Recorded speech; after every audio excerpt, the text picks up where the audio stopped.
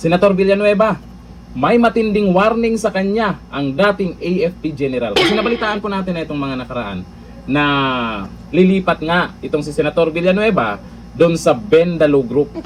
At meron din siyang mga mahahabang pahayag sa kanyang page at kung ano-ano man yung mga pinagyayaw-yaw niya doon.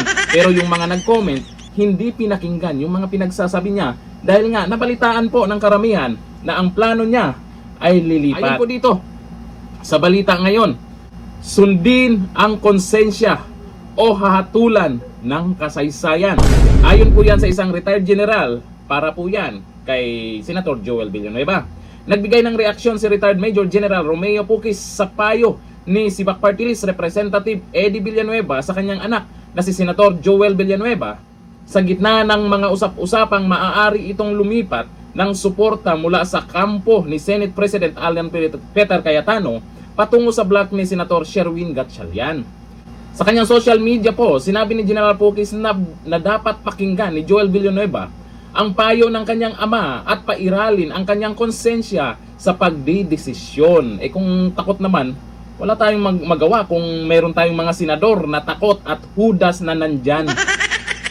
Pero abangan po natin kung ano yung magiging desisyon niya kasi doon sa inilabas niyang payag mukhang nagpaparamdam na talaga. Nauna na rito, pinayuhan ni Eddie Villanueva ang kanyang anak na sundin ang konsensya at huwag ibatay ang kanyang magiging pasya sa impluensya ng kaibigang politiko habang nagpapatuloy ang sigalot at pagkakalahati sa Senado.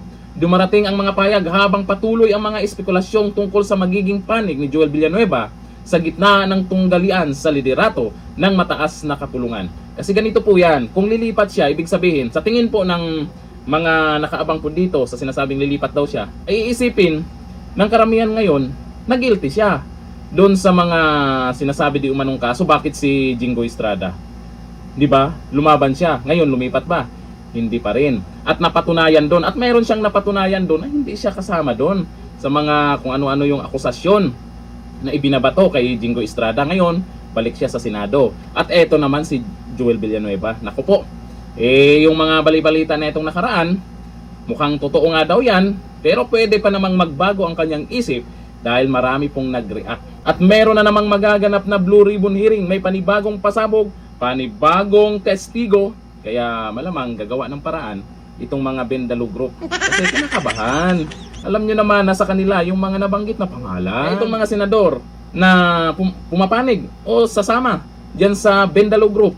Ako po, sinisira nyo lang yung pangalan nyo. Mag-isip-isip kayo.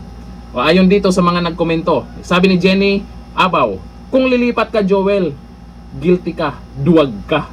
Sabi ni Jan Tero, pag ito lumipat sa senador ng Malacanang, pangalawang hudas din ito.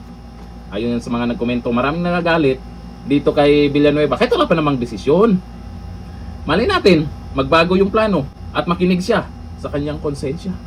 Makinig siya sa kagustuhan ng taong bayan. Suportahan niya itong mga senador, doon siya papanig sa mga senador na gustong ilabas ang katotohanan. Kaya Senator Villanueva, mag-isip-isip ka. Ganito lang natin kayo. Bye-bye.